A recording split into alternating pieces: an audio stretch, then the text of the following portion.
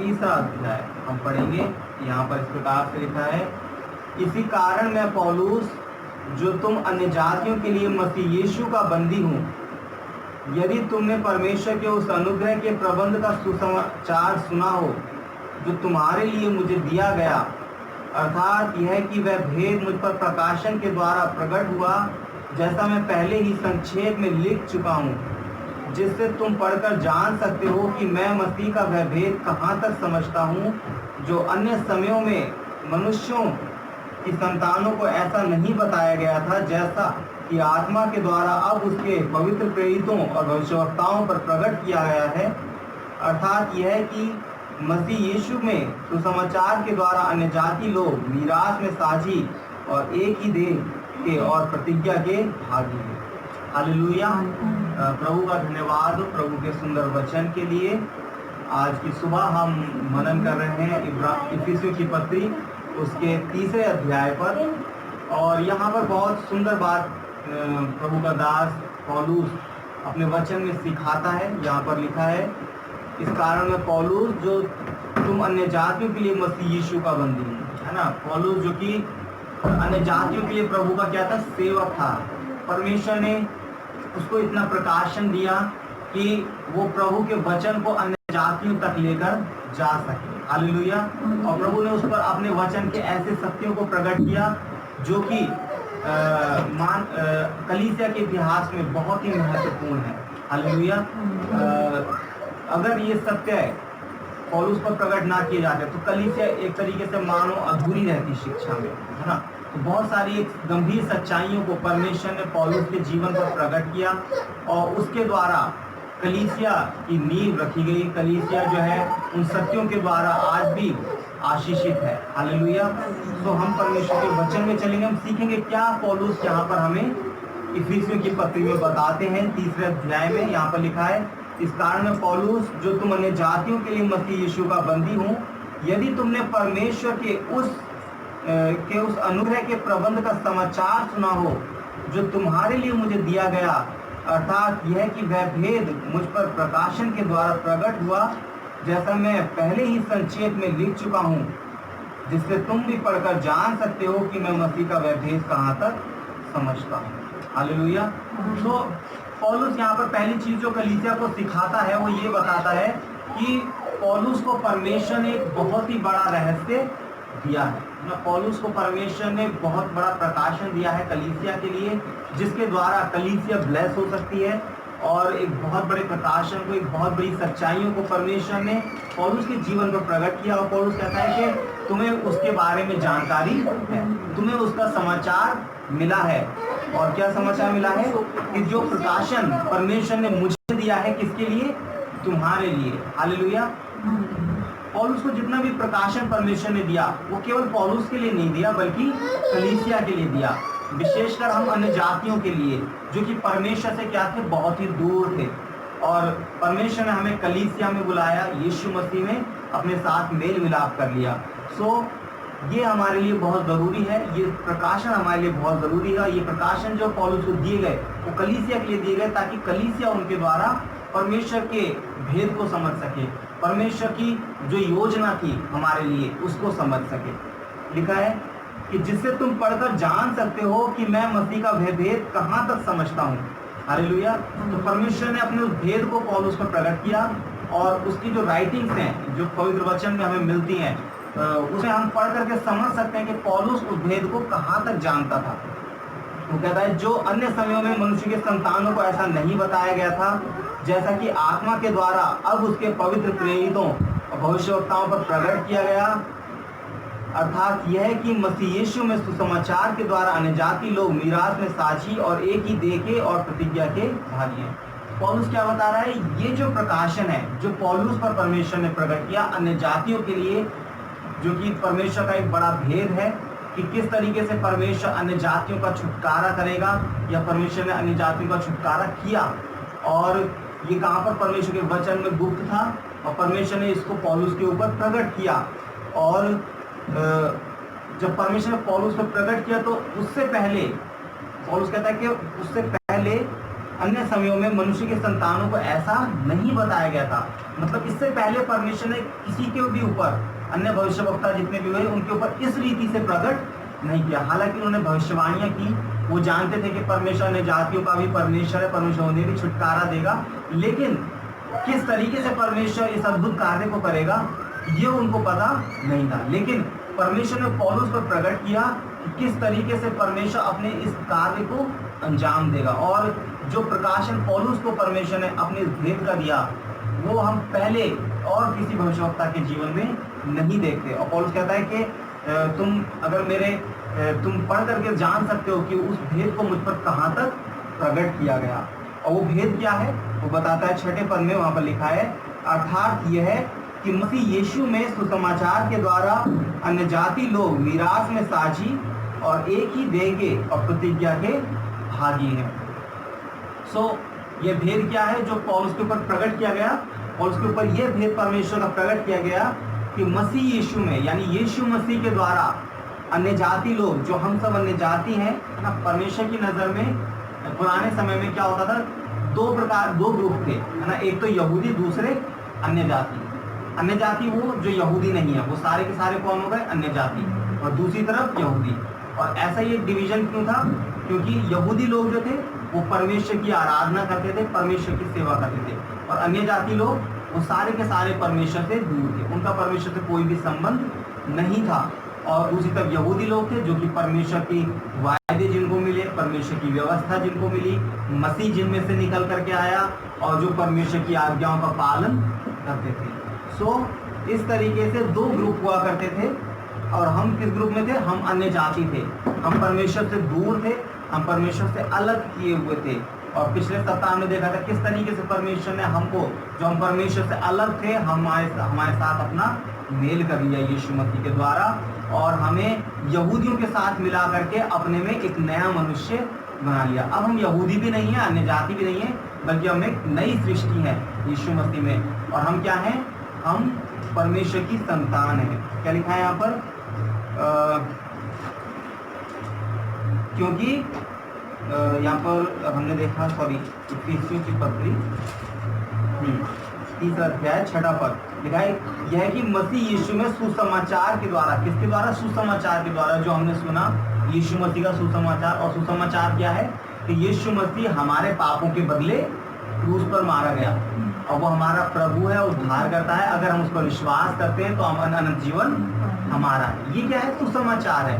हमें स्वर्ग का राज्य या अनंत जीवन कमाने की जरूरत नहीं है, वो हमें परमेश्वर के द्वारा मुफ्त दिया गया है, यीशु मसीह के बलिदान के द्वारा। ये सुसमाचार है। और इस सुसमाचार के द्वारा परमेश्वर ने क्या किया?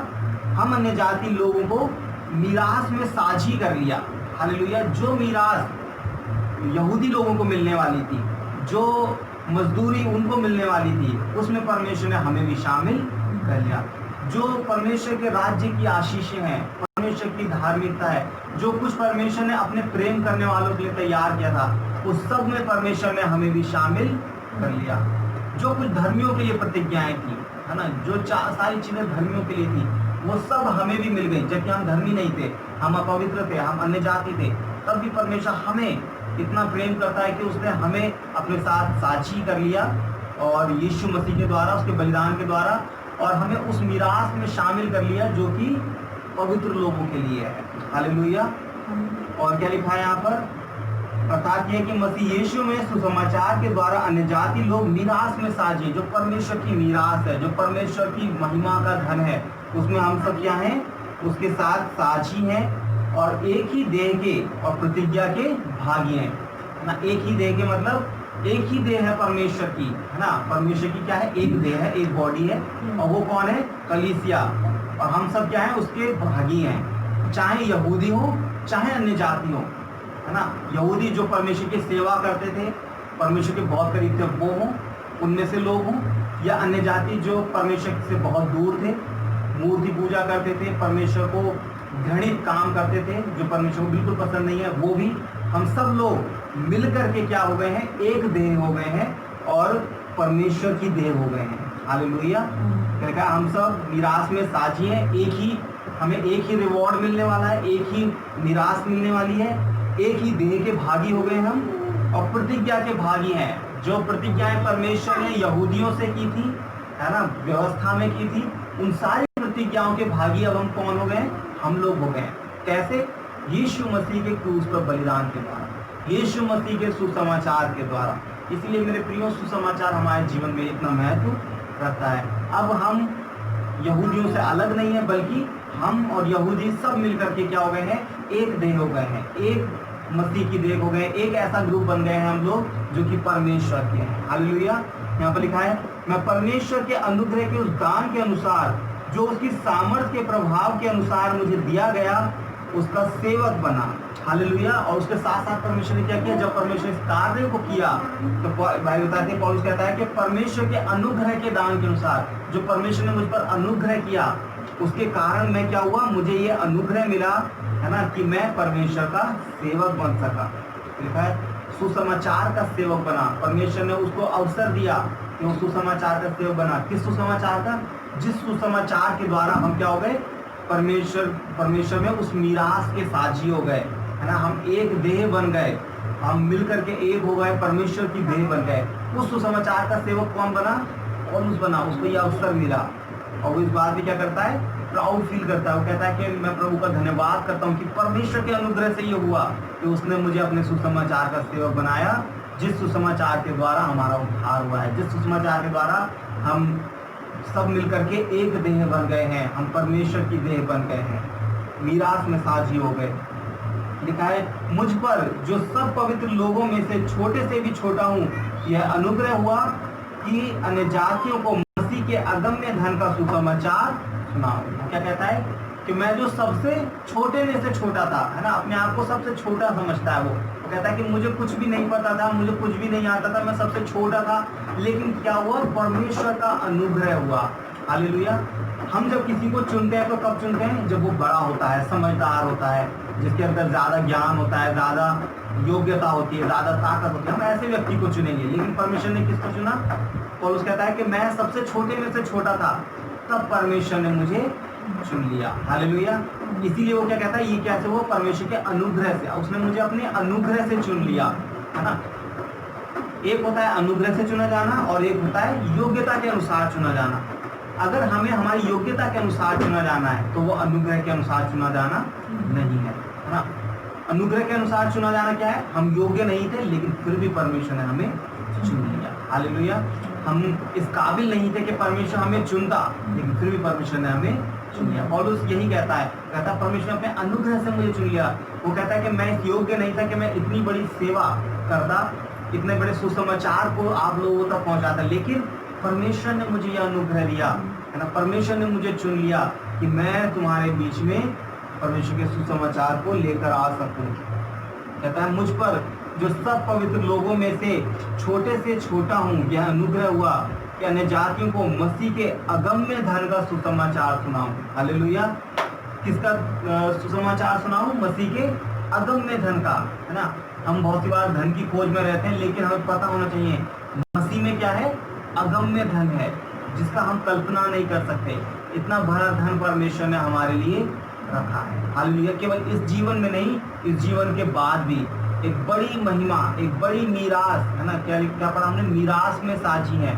मीरास छोटी मोटी चीज नहीं होती, है ना। बहुत बड़ी मीरास जो कि हमने कभी सोचा नहीं है, ऐसी आशीष परमेश्वर ने हमारे लिए रखी हुई है। इतना बड़ा धन परमेश्वर का हमारे लिए सुसमाचार में रखा हुआ है। तो कहता है और सब पर यह बात प्रकाशित करूं कि उस भेद का प्रबंध क्या है जो सबके सृजनहार परमेश्वर में आदि से गुप्त था, ताकि अब कलीसिया के द्वारा परमेश्वर का विभिन्न प्रकार का ज्ञान उन प्रधानों और अधिकारियों पर जो स्वर्गीय स्थानों में है प्रकट किया जाए। हालेलुया। और पौलुस क्या बताता है कि ये परमेश्वर क्या था? ये परमेश्वर का गुप्त प्लान था। और परमेश्वर का क्या गुप्त प्लान था? इस सुसमाचार के द्वारा परमेश्वर हमें, जो हम अयोग्य थे, अनजाति थे, परमेश्वर से दूर थे, परमेश्वर हमें अपने पास बुलाएगा, पवित्र करेगा और हमारे द्वारा अपने ज्ञान को क्या करेगा? प्रकट करेगा। हालेलुया। क्या लिखा है? ताकि अब कलीसिया के द्वारा, हम सब क्या हैं? कलीसिया हैं। हालेलुया।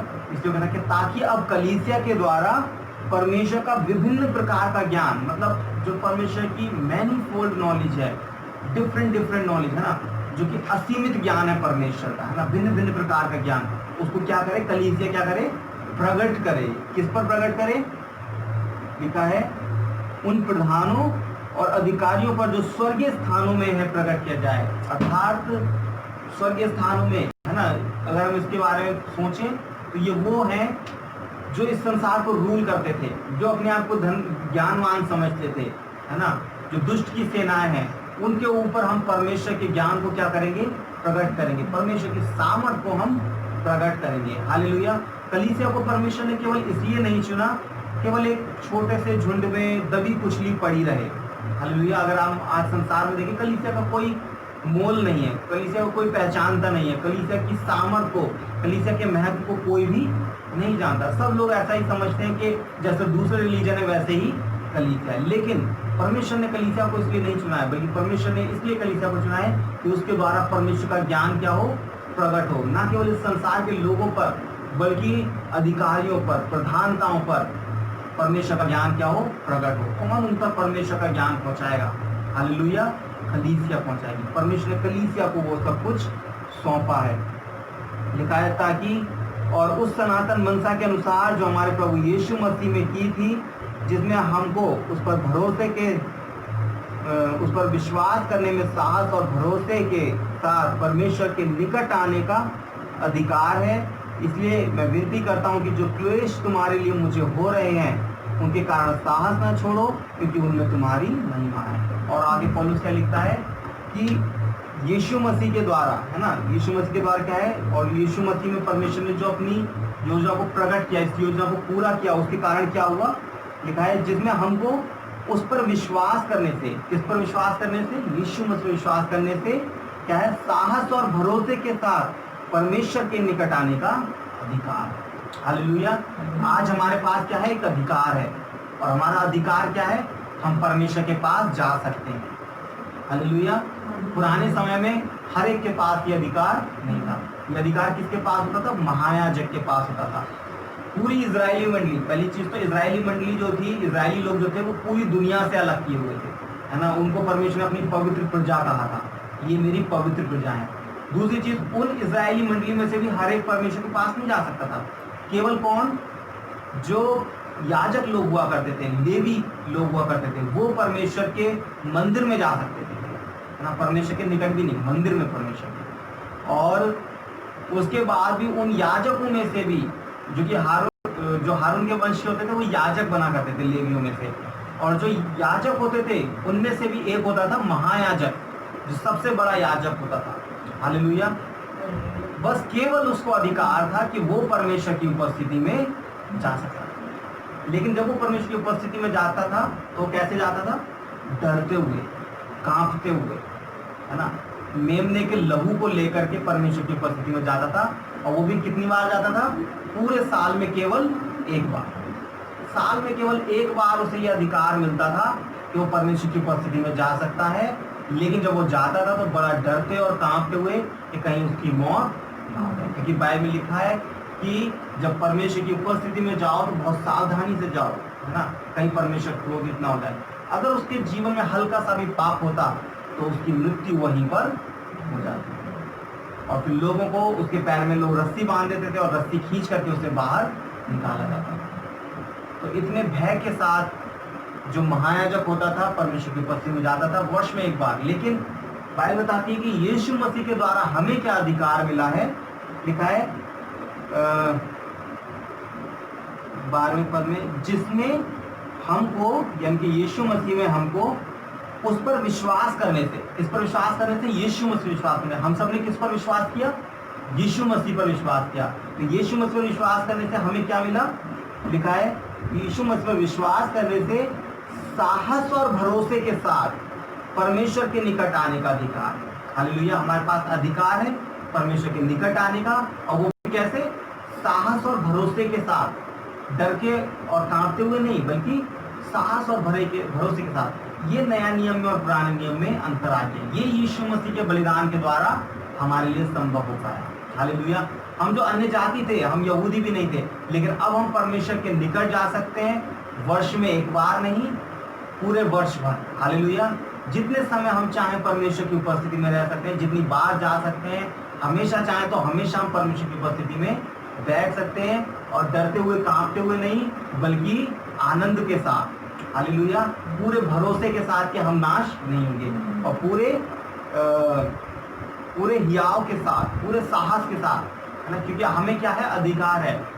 परमेश्वर हमें मारेगा नहीं, परमेश्वर हमें नाश नहीं करेगा, बल्कि हमें प्रेम करेगा। क्यों? क्योंकि अब हम यीशु मसीह के लहू के द्वारा जा रहे हैं, हम किसी मेमने के लहू के द्वारा नहीं, बल्कि परमेश्वर के मेमने के लहू के द्वारा। हालेलुया। यीशु मसीह के लहू में वो शक्ति है कि उसने हम सबको क्या बना दिया, जो महायाजक 1 वर्ष में एक बार जाता था, सोचो कितना बड़ी क्वालिफिकेशन उसकी होती थी, हम उससे भी कहीं अधिक बढ़ चुके हैं। हालेलुया। अब हम हर रोज जा सकते हैं, हर घंटे जा सकते हैं, हर मिनट जा सकते हैं। हालेलुया। इतना बड़ा परमेश्वर ने हम पर क्या किया है, अनुग्रह किया है। किसके कारण? यीशु मसीह के सुसमाचार के द्वारा, यीशु मसीह के बलिदान के द्वारा। ये यीशु मसीह के बलिदान की ताकत है। हालेलुया। ये कलीसिया का क्या है, अधिकार है, जो परमेश्वर ने कलीसिया को दिया है। इसीलिए यीशु मसीह ने कहा, जब तक तुम्हारी धार्मिकता शास्त्रियों और फरीसियों की धार्मिकता से बढ़कर ना हो, तुम स्वर्ग के राज्य में प्रवेश नहीं करने पाओगे। हालेलुया। क्या आज हमारी धार्मिकता शास्त्रियों और फरीसियों से बढ़कर है? बिल्कुल है। क्यों? क्योंकि हम यीशु मसीह की धार्मिकता को धारण किए हुए हैं। हमारी धार्मिकता स्वयं की धार्मिकता नहीं है, बल्कि हमारी धार्मिकता यीशु मसीह की धार्मिकता है। हमारी धार्मिकता वो धार्मिकता है जो यीशु मसीह पर विश्वास करने से मिली है। इसीलिए जो काम शास्त्री फरीसी नहीं कर सकते थे, आज वो हम परमेश्वर की उपस्थिति में जा सकते हैं। कैसे? साहस और भरोसे के साथ। अब जो हम परमेश्वर की उपस्थिति में जाते हैं, रोते हुए नहीं जाते हैं कि परमेश्वर मुझ पर दया कर, है ना, मुझ पर अनुग्रह कर। नहीं, हम साहस के साथ जाते हैं, है ना। इजरायली लोग क्या थे? परमेश्वर के सेवक थे, परमेश्वर के दास थे, है ना। परमेश्वर ने क्या कहता है, ये मेरी निज प्रजा है। प्रजा किसकी होती है? राजा की। परमेश्वर उनके ऊपर राजा था और वो परमेश्वर की प्रजा थी। उनका संबंध परमेश्वर के साथ क्या था? राजा का और प्रजा का।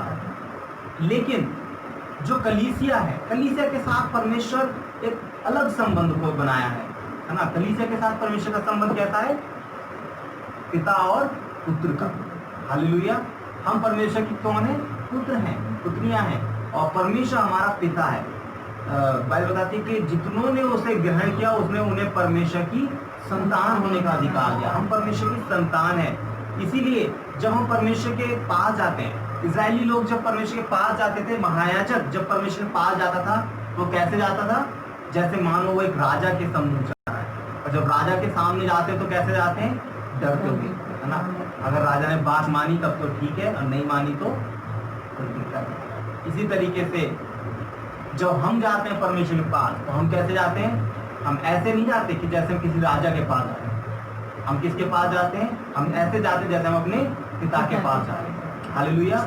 हम जब परमेश्वर के सम्मुख जाते हैं, हमें ऐसे जाना है मानो हम अपने पापा के पास जा रहे हैं, और हम उनसे बात करने जा रहे हैं, और हमें जो भी जरूरत है हम उनसे मांग रहे हैं ना। हम अपने पिता से कैसे चीजें मांगते हैं? रोते हुए मांगते हैं, है ना। हर एक बात के लिए हम उनके पास जाकर रोते हैं।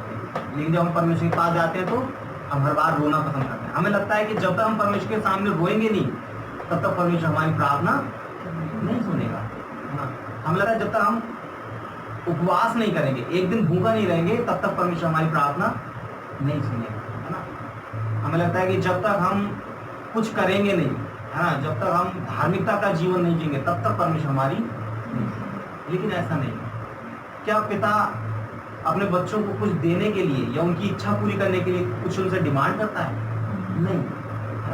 हाँ, वो चाहता है कि उनके बच्चे अच्छा जीवन जिए, अच्छे अच्छे काम करें, लेकिन वो उनकी ज़रूरतें या फिर उनकी इच्छाएं केवल अपनी इच्छा पूरी होने के लिए किसी शर्त पर नहीं करता, है ना। माता पिता का जो प्रेम होता है, कभी भी वो किसी शर्त पर आधारित नहीं होता, है ना।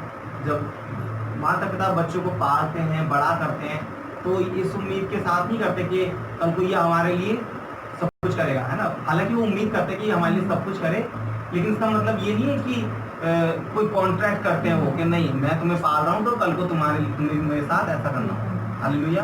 अगर ऐसा नहीं करोगे तो हम तुमसे प्रेम नहीं करेंगे, हालांकि बच्चे बड़े हो जाएं और वो अपने माता पिता की जिम्मेदारी लेने से मना भी कर दें, तब भी माता पिता उनसे नफरत, तब भी वो उनसे प्रेम करते हैं, तब भी अगर उनके पास सामर्थ है तो उनकी हर एक जरूरत को पूरा करें। हालेलुया। लेकिन जब हम परमेश्वर के पास जाते हैं हम सोचते हैं कि नहीं, परमेश्वर तो क्या है, जब तक हम रोएंगे नहीं, हमारी आंखों में आंसू नहीं आएंगे, तब तक परमेश्वर हमारी, जब तक हम उपवास नहीं करेंगे, जब तक हम 2 घंटे प्रार्थना नहीं करेंगे, जब तक हम ये नहीं करेंगे या वो नहीं करेंगे, तब तक परमेश्वर हमारी बात नहीं मानेगा, नहीं सुनेगा। हम गलत हैं। क्यों? क्योंकि परमेश्वर हमसे कभी भी ऐसा रिश्ता, हाँ ये जरूरी है कि हम परमेश्वर के लिए अच्छे से उपवास भी करें, प्रार्थना के लिए समय निकालें, वचन पढ़ें, ये सब कुछ करें, लेकिन आशीष पाने के लिए ये सब करना की जरूरत नहीं है, क्योंकि परमेश्वर हमें ऑलरेडी आशीष दे दी है। परमेश्वर, हम ऐसे ही जाएंगे तभी परमेश्वर में दे देगा। हमें परमेश्वर के पास कैसे जाना है? कॉन्फिडेंस के साथ। क्या लिखा है यहाँ पर? हमें साहस और भरोसे के साथ जाने का परमेश्वर के पास क्या है? परमेश्वर के पास जाने का हमारे पास क्या है? अधिकार है। हालेलुया। ये हमारे लिए क्या है? ये हमारे पास अधिकार है। हमें अपने अधिकार को समझना है, लेकिन हम अपने अधिकार का इस्तेमाल नहीं करते, है ना? हम मानो हम ऐसे हैं जैसे हम परमेश्वर के पुत्र हों, लेकिन हम एक राजा है, एक राजा का बच्चा है, और वो उसके साथ कैसे व्यवहार करे कि जैसे वो राजा है ना? एक पिता का व्यवहार ना करे तो उस राजा पिता को कैसा लगेगा, है ना? परमेश्वर को हम बहुत सी बार ऐसा ही फील कराते हैं। हालेलुया। एक बार एक पास्टर की गवाही सुन रहा था मैं, वो बता रहे थे कि बहुत बड़े प्रचारक हैं, बहुत बड़े। तो एक बार वो ट्रेन में सफ़र कर रहे थे और उन्होंने ट्रेन का टिकट लिया, जेब में रखा और चले वो ट्रेन में बैठ गए। थोड़ी देर बाद टीटी आया, टीटी ने उनसे टिकट मांगा और उनको तो पूरा मालूम था कि मेरे पास टिकट है, बड़े खुशी खुशी बैठे हुए थे। उन्होंने जेब में हाथ डाला और उन्हें टिकट नहीं मिला। वो भूल गए उन्होंने कहाँ पर रखा है, और वो ढूंढने लगे, उन्हें टिकट नहीं मिला तो वो बहुत घबरा गए, उनके पसीने छूटने लगे और टीटी ने उन्हें ट्रेन से निकाल के बाहर कर दिया। फिर उसके बाद जब वो उतर गए, फिर वहाँ से उन्होंने स्टेशन से बाहर निकल करके टेम्पो किया या बस किया, जो भी। जब वो उसको पैसे देने के लिए उन्होंने पर्स निकाला तो उन्हें पता चला कि वहाँ पर उनका टिकट रखा हुआ है। तब उन्हें फिर याद आया उनका, अरे ये टिकट तो मेरे पास था, लेकिन मैं वहाँ पर इतना परेशान रहा, मैं उस टीटी को कोई जवाब नहीं दे पाया, मैं उसके सामने कुछ बोल नहीं पाया, है ना? मैं उसके सामने घबरा रहा था, परेशान हो रहा था ना। मेरे प्रियो, बहुत सी बार हमारे पास भी ऐसे होता है, हमारे पास अधिकार होता है, हमारे पास योग्यता होती है, लेकिन फिर भी हम क्या है? हम घबराते हैं, हम परेशान होते हैं, हम ऐसा जीवन जीते हैं कि हम मानो हमारे पास कुछ भी नहीं है। ऐसा समझ लीजिए, मानो हमारे जेब में 1000 रुपये का नोट रखा हुआ है और हम परेशान हो रहे हैं 5 रुपये के लिए कि हमारे पास 5 रुपये नहीं है। हमें पता नहीं कि हमारे पास क्या है। हालेलुया। इसी तरह मेरे प्रियो, परमेश्वर ने हमें हमारे अधिकार दिए हैं, और ये हमें कैसे पता चलेंगे? जब हम परमेश्वर के वचन को पढ़ेंगे। हालेलुया। परमेश्वर हमें क्या अधिकार दिया है? उसके पास साहस और भरोसे के साथ आने का, डरते और कांपते हुए परमेश्वर के पास जाने का हमें ज़रूरत नहीं है, क्योंकि वो क्या है? वो कोई ऐसा नहीं है, कोई जेलर, है ना? बहुत बार हम सोचते हैं कि परमेश्वर जेलर के समान है ना? अगर हमने हल्का सा भी कुछ इधर से उधर किया तो तुरंत डंडा पड़ेगा, है ना? बहुत ज़्यादा स्ट्रिक्ट टीचर के समान नहीं। परमेश्वर क्या है? परमेश्वर हमारे पिता के समान है। वो हमसे बहुत प्रेम करता है, वो हमारी गलती को नहीं बल्कि हमारे प्रेम को देखना चाहता है। हालेलुया। हम गलतियों पे फोकस ना करें, बल्कि परमेश्वर के प्रेम पर फोकस करें और पूरे साहस और भरोसे के साथ उसके पास जाएं। हमेशा रोते हुए परमेश्वर के पास ना जाए, बल्कि आनंद के साथ जाए, हंसते हुए जाएं, है ना? हमारे बच्चे हमारे पास रोते हुए आएंगे तब हमें ज़्यादा खुशी होगी, या जब हंसते हुए आएंगे तब हमें ज़्यादा खुशी होगी? हंसते हुए आएंगे तब ज़्यादा खुशी। वैसा ही परमेश्वर भी हमसे चाहता है। लिखा है, इसीलिए मैं विनती करता हूँ कि जो क्लेश तुम्हारे लिए मुझे हो रहे हैं उनके कारण साहस ना छोड़ो, क्योंकि उनमें तुम्हारी महिमा है। इसलिए पौलुस कहता है कि ये छोटे छोटे क्लेश देखकर, ये छोटी छोटी समस्याएं देखकर घबराओ मत, है ना? क्योंकि हमारे साथ ये जो छोटे छोटे क्लेश हो रहे हैं, समस्याएं हो रही हैं, इनमें क्या है? हमारे लिए परमेश्वर की महिमा है। हालेलुया। हमें किन चीज़ों पर फोकस करना है? इन छोटे छोटे क्लेशों पर फोकस नहीं करना है, बल्कि उन अधिकारों पर, उन प्रतिज्ञाओं पर जो परमेश्वर ने हमें दी। उसकी प्रतिज्ञाएं क्या है? परमेश्वर हमारे लिए सब कुछ करने के योग्य है। उसने हमें अन्य जातियों से छुड़ा करके परमेश्वर के साथ एक कर लिया है। हालेलुया। रोमियो की पत्री में लिखा है, हम सब परमेश्वर से दूर हो गए थे, हम सब परमेश्वर से दूर चले गए थे, हम में से हर एक ने अपना अपना मार्ग लिया था, है ना, और परमेश्वर ने हमें छोड़ दिया था। लेकिन जब हम नए नियम में पढ़ते हैं, रोमियो की पत्री में जब हम आगे पढ़ते हैं 9वें अध्याय में, 10वें अध्याय में, वहाँ पर लिखा है परमेश्वर ने अपनी योजना को पूरा किया। वहाँ पर लिखा है कि जो लोग मुझे खोजते भी नहीं थे वो उनको मैं मिल गया। हालेलुया। हम परमेश्वर को ढूंढ भी नहीं रहे थे, लेकिन फिर भी परमेश्वर हमें मिल गया, फिर भी परमेश्वर ने हमें चुन लिया। हालेलुया। हमें अपने निकट बुला लिया। हम जो परमेश्वर से बहुत दूर हो गए थे, जो उसकी प्रजा भी नहीं थे, उन्हें परमेश्वर ने अपनी संतान बना लिया। हालेलुया। ये परमेश्वर की दया है, ये परमेश्वर का अनुग्रह है ना। एक बार मैं चाहूंगा हम कुछ पदों को और पढ़ लें।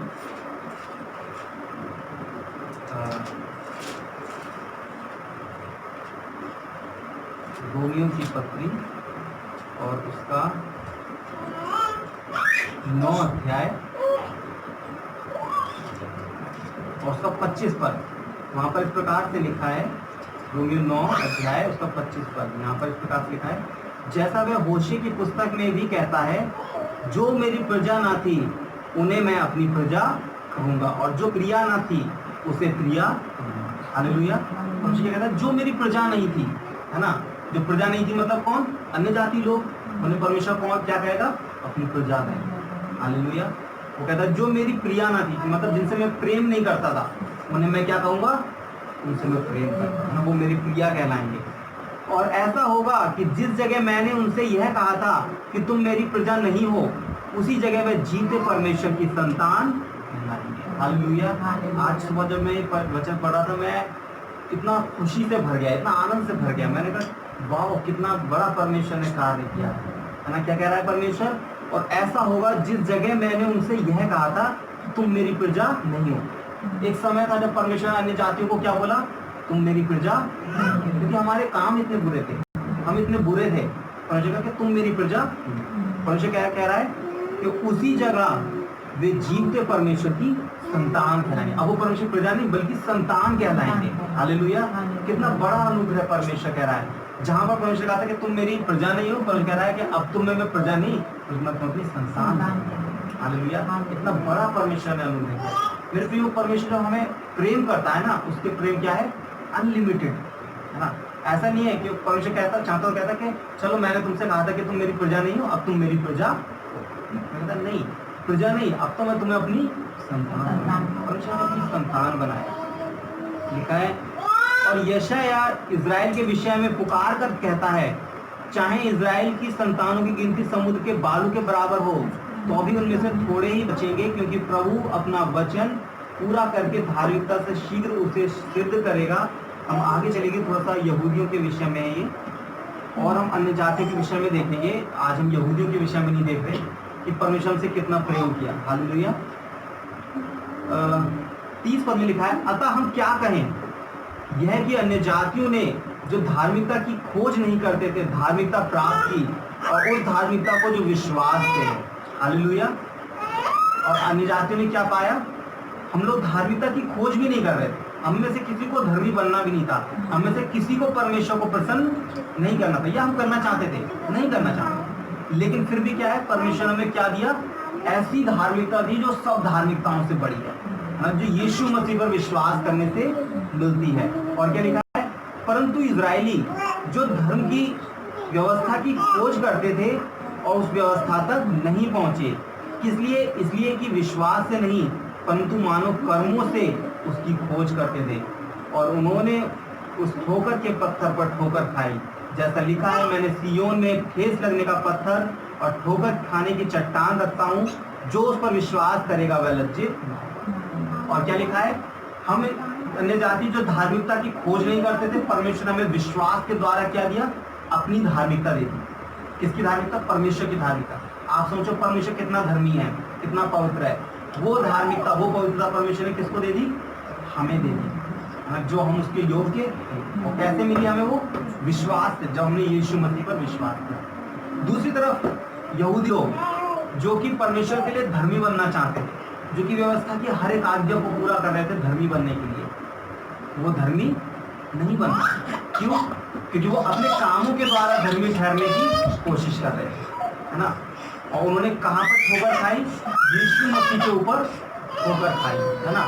लिखा है उन्होंने उस पत्थर पर ठोकर खाई जिसके विषय में लिखा है, देखो मैं सियोन में ठेस लगने का पत्थर रखता हूँ, ठोकर खाने का पत्थर रखता हूँ, है ना। जो कोई विश्वास उस पत्थर पर विश्वास करेगा वो लज्जित ना होगा। ये पत्थर कौन है? यीशु मसीह। परमेश्वर ने यीशु मसीह को इस दुनिया में क्यों भेजा, है ना? इसलिए ताकि जो लोग अपने आप को अपने कामों के द्वारा धर्मी ठहराने की कोशिश कर रहे हैं, वो क्या करें?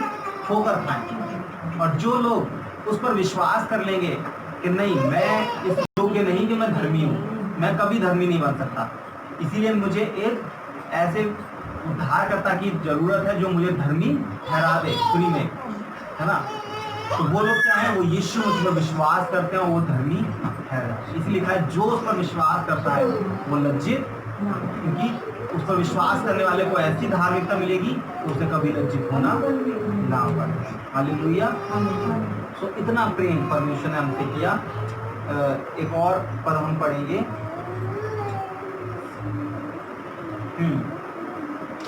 10वां अध्याय और उसका 19 पद। वहां पर लिखा है, मैं फिर कहता हूं क्या इस्राएली नहीं जानते थे? पहले तो मूसा कहता है, मैं उनके द्वारा जो जाति नहीं तुम्हारे मन में जलन उपजाऊंगा और मैं एक मूढ़ जाति के द्वारा तुम्हें रिस दिलाऊंगा। फिर यशायाह बड़े याव से कहता है, जो मुझे ढूंढते भी ना थे उन्होंने मुझे पा लिया, और जो मुझे पूछते भी ना थे उन पर मैं प्रकट हो गया। हालेलुया। यशायाह क्या कह रहा है? यशायाह कह रहा है कि मैं उनके द्वारा जो जाति नहीं तुम्हारे मन में जलन उपजाऊंगा। परमेश्वर ने ऐसा क्यों किया, है ना। परमेश्वर ने जो उसको प्रिय थे, जो उसकी प्रजा थे, जो उसको खोज रहे थे, उनको परमेश्वर नहीं मिला, है ना, बल्कि किसे मिला? अन्य जातियों को। तो ऐसा क्यों हुआ? पहले कहती है, यशायाह ने ये भविष्यवाणी की थी। परमेश्वर क्या कर रहा है? परमेश्वर कहता है कि मैं उनके द्वारा जो जाति नहीं है, जो मेरी प्रजा नहीं है, उनके द्वारा तुम्हारे मन में क्या करूंगा? जलन उपजाऊंगा। हालेलुया। और मैं एक मूल जाति के द्वारा तुम्हें रिस दिलाऊंगा, है ना। परमेश्वर उनके मन में जलन पैदा करना चाहता है कि देखो, है ना, बहुत बार ऐसा होता है ना, हमारा बच्चा है, हम उसको थोड़ा देर नीचे रख के पड़ोसी के बच्चे को गोद में ले गए, तो क्या होता है? हमारे बच्चे को जलन होती है, उसे एहसास हो जाता है कि हमारे माता की जो गोदी है या हमारे पिता की जो गोदी है उसका क्या महत्व है ना। उसी तरीके से परमेश्वर अपने प्रेम को इजराइल में प्रकट करने के लिए परमेश्वर ने क्या कहा कि जो इजराइल, जो अन्य जाति, जो मेरी प्रजा भी नहीं है, मैं उन्हें क्या करूंगा? अपना लूंगा। मैं उन्हें फ्री में धर्मी ठहरा दूंगा। जो वो खुद नहीं कमा सकते, मैं उन्हें फ्री में दूंगा, ताकि इनके अंदर जलन उत्पन्न हो और ये फिर से मेरे पास लौट आए। ये अपने कामों से धर्मी ठहरने की कोशिश ना करें, बल्कि जो मैं इन्हें फ्री में दे रहा हूँ उस पर विश्वास करें, उसको फ्री में ले लें। हालेलुया। इसलिए लिखा है आगे, वो कहता है कि जो मुझे ढूंढते भी ना थे उन्होंने मुझे पा लिया। हालेलुया। हम परमेश्वर को ढूंढते भी नहीं थे, लेकिन परमेश्वर हमें क्या हो गया? मिल गया। क्यों? क्योंकि ये परमेश्वर ने किया, हमने नहीं किया। हम कभी नहीं ढूंढ सकते थे परमेश्वर। परमेश्वर खुद हमें बचाने के लिए आए, परमेश्वर खुद को हम पर प्रकट करके। लिखा है, और जो मुझे पूछते भी ना थे उन पर मैं प्रकट, जिन्होंने कभी परमेश्वर का नाम नहीं सुना, कभी परमेश्वर को पुकारा नहीं, परमेश्वर कहता है मैं उन पर प्रकट हो गया। हालेलुया। साधु सुंदर सिंह के विषय में गवाही है कि जब वो मरने पड़ते हैं ना, उन्हें लगा कि इस दुनिया में उनका कोई नहीं है, उनकी माँ उन्हें छोड़कर चली गई, कोई उन्हें प्यार नहीं करता। उन्होंने कहा मेरा इस दुनिया में जीवित रहने का कोई मकसद है नहीं। तो उन्होंने निश्चय किया कि सुबह 4 बजे या 3 बजे जो ट्रेन गुजरती है पटरी पर, वहाँ पर जाकर के वो अपनी जान दे देंगे। और थोड़ी देर के लिए वो सो गए। जब वो इन बातों को सोच ही रहे थे या सो रहे थे या सोच रहे थे, मुझे ठीक से याद नहीं, है ना, उनके कमरे में पूरा रोशनी भर गई, है ना। और उन्हें उस रोशनी में एक मनुष्य जैसा दिखाई दिया और वहाँ से आवाज़ आई कि देखो मैं यीशु हूँ, है ना, और मैं तुमसे प्रेम करता हूँ और तुम अपने आप को नाश मत करो। और जब वो बातें कर ही रहे थे, ये दर्शन देख ही रहे थे, तभी थोड़ी देर में सुबह हो जाती है ना। वो जा करके अपने पिता को बताते हैं, सबको बताना शुरू करते हैं कि देखो मुझे यीशु मसीह ने दर्शन दिया है ना। वो कहते हैं कि अरे नहीं, यीशु मसीह तुम्हें कैसे दर्शन दे सकता है, तुमने तो उसकी बाइबलें फाड़ी हैं, तुम तो उसके लोगों को मारते हो, पत्थर मारते हो, फेंक फेंक के सताते हो। मैंने कहा नहीं, यीशु मसीह ही परमेश्वर है ना। उस दिन से उन्होंने अपना जीवन यीशु मसीह किस पर प्रकट हुआ? एक सरदार के ऊपर जो कि उसको सताता था। हालेलुया। तो बाइबल क्या कहती है? जो मुझे ढूंढते भी नहीं थे, है ना, उन पर मैं क्या हो गया? प्रकट हो गया, उन्होंने मुझे पा लिया। हालेलुया। तो मेरे प्रियो, ये परमेश्वर का प्रेम है, परमेश्वर की योजना है, जिसको परमेश्वर ने पूरा किया सुसमाचार के द्वारा, अपने पुत्र प्रभु यीशु मसीह के द्वारा।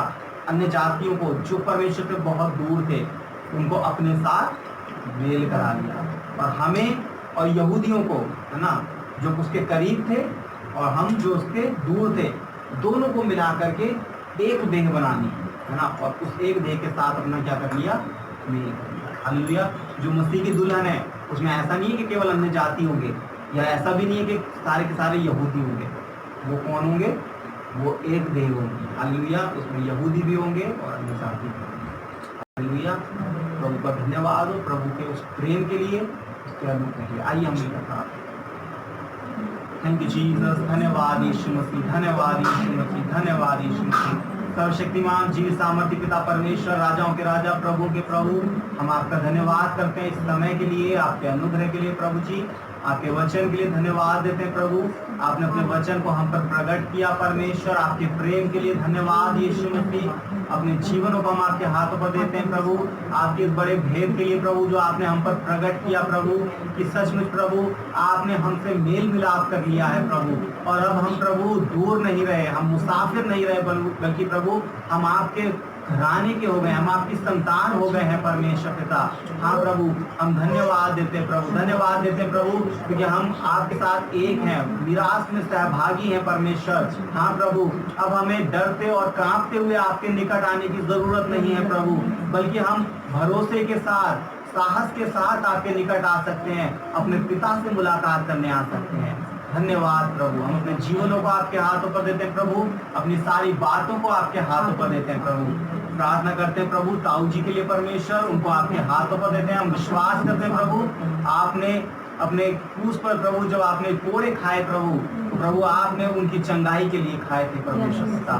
हाँ प्रभु, आपने क्रूस पर उनकी सारी बीमारियों को ले लिया था परमेश्वर। हम विश्वास करते हैं प्रभु, उस बीमारी का उनके जीवन पर कोई अधिकार नहीं है। हम विश्वास करते हैं प्रभु, हम हुक्म देते हैं यीशु के नाम से वो हर एक बीमारी छोड़कर चली जाए यीशु के नाम। प्रभु आपके नाम में हम उन्हें हील करते हैं इसी समय, यीशु मसीह के नाम से उन्हें चंगा करते हैं प्रभु। धन्यवाद देते हैं प्रभु, विश्वास करते हैं प्रभु कि वो चंगे हो चुके हैं। थैंक यू लॉर्ड प्रभु, सारा आदर सारी महिमा आपको देते हैं, आपके नाम को ऊंचा उठाते हैं, यीशु मसीह के नाम से मांगते हैं। आमीन। सभी को जय।